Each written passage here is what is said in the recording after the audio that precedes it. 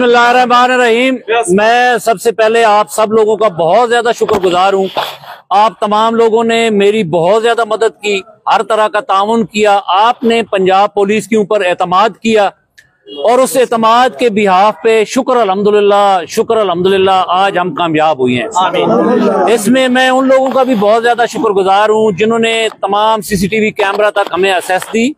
उन लोगों का भी शुक्रगुजार हूँ जिन्होंने हमारी रहनुमाई के लिए हमारे साथ शाना बशाना होके रात दिन एक करके इस बच्चे की बाजियाबी के लिए हर मुमकिन कोशिश की।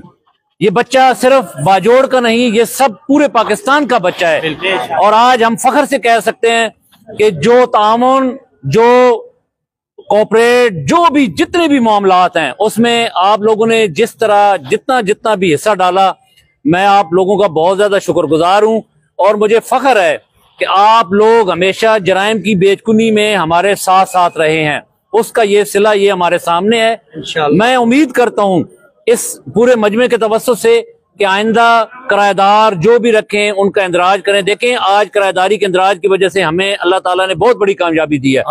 अगर ये लोग किराएदारी पे ना होते, अगर ये लोग फेसबुक पे ना होते, सोशल मीडिया पे ना होते, तो शायद इसके जो रिजल्ट से ये कुछ और होते।